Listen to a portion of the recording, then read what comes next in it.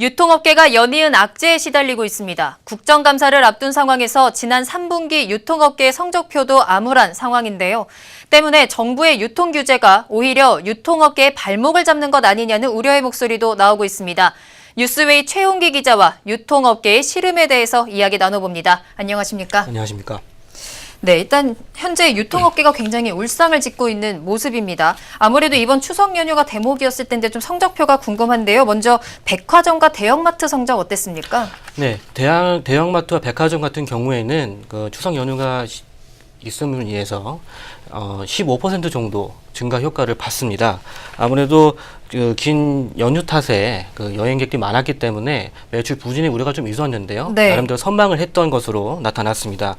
백화점의 추석 선물 세트 판매 같은 경우에도 전체적으로 전년 대비 5% 정도 소폭 증가를 했고요. 네. 홈플러스나 롯데마트 같은 경우에도 2% 내외로 증가를 좀 했습니다. 다만 그 이마트 같은 경우가 3.2% 정도 이제 감소를 했는데요. 이제 전체 기간으로 봤을 때는 8% 정도 넘게 증가를 한 것으로 나타났습니다. 네, 그리고 업계에서는 그 날씨가 굉장히 쌀쌀해지고 그 옷이나 이런 거 구매하는 수가 많아지면서 또 코리아 세일 페스타 기간이랑 겹치면서 이러한 그 매출 증가 효과가 있었던 것으로 분석하고 있습니다. 네, 대형마트와 백화점은 좀 호황을 이뤘던 것 같은데 반대로 면세업계 상황은 좀 좋지 않았다고요? 네, 면세업계는 이제 아무래도 중국인 관광객이 줄어들다 보니까 연휴 효과를 보지 못했습니다. 중국 국경절 기간이 이제 겹쳤는데요.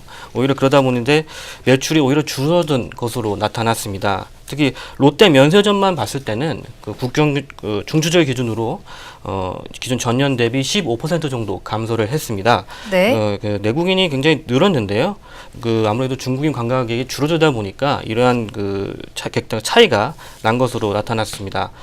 인천공항공사 집계에 따르면 올해 8월까지 중국인 관광객이 전년 대비 50% 정도 줄어든 것으로 나타났는데 이러한 효과가 연휴에도 반영되면서 매출 하락으로 이어진 것으로 보고 있습니다. 네, 중국의 사드 보복이 정말 우리 유통업계에 큰 타격을 입히고 있는 모습인데요.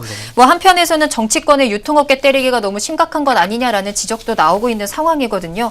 뭐 의무휴업 제도가 앞으로 복합 쇼핑몰에도 유력하다라고 알려져 있어서 유통업계가 더 힘들다면서요. 네, 아무래도 그 새 정부 들어서 유통업계가 굉장히 최근 분주한 모습입니다. 현재 그 대형마트와 기업형 슈퍼마켓에 대상으로 실행 중이었던 월 2회 의무휴업 제도가 이제 복합 쇼핑몰에게도 적용될 것으로 이제 확실되면서 업계의 긴장감도 고조가 되고 있는데요. 네.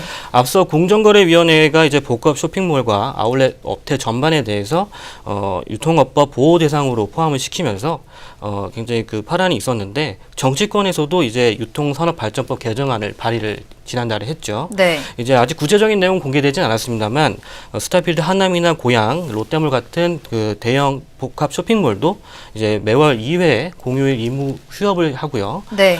전통시장 주변에 있는 골목 상권에서도 이제 상업 보호 지역으로 지정을 하고 대형마트와 백화점 등 대규모 이제 점포 출점도 규제가 되는 내용을 골자로 하고 있습니다. 아무래도 이제 최근에 복합 쇼핑몰을 오픈한 기업들에게는 좋지 않은 소식인데요. 아무래도 롯데나 신세계, 현대백화점 그룹 등 주요 이제 복합 쇼핑몰 운영 기업들은 향후 이제 법안의 국회 통과와 공약 실행 과정을 눈여겨보면서 매출 타격 최소화를 위한 방안을 모색할 것으로 전망되고 있습니다.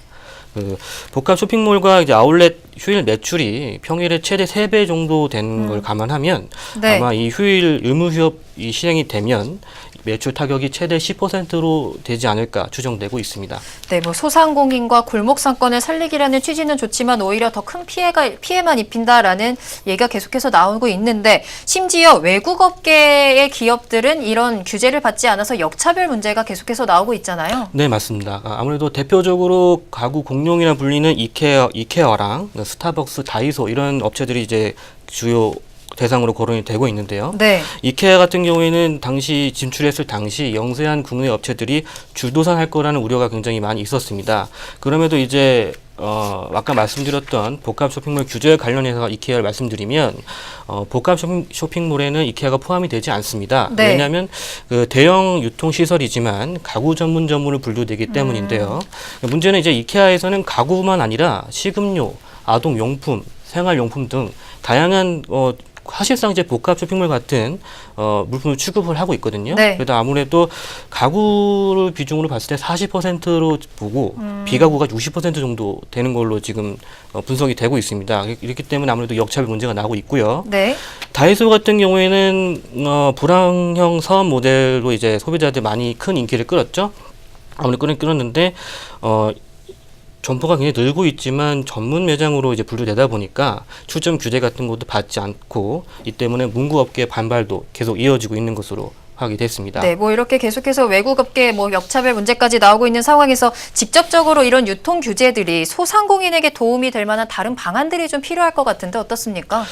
개인적으로 업계에 있어서 정부의 그런 어떤 필요 이상의 제도적인 개입은 실행 논리에 적합하지 않다고 저는 생각을 합니다. 네. 단순한 대기업과 중견 중소기업으로 구별을 짓고 특정 구별에게 이제 혜택을 주다 보면 아무래도 이제 상대적으로 혜택 받지 못했던 기업군들이 굉장히 불만이 나오게 되죠. 네. 그러다 보니까 두 대기업과 중소 중견 기업의 상생에 대해서 포커스를 맞춰서 이 부분을 강화하면 어떨까 하는 생각을 하고 있습니다. 네, 말씀 잘 들었습니다. 지금까지 최용기 기자였습니다.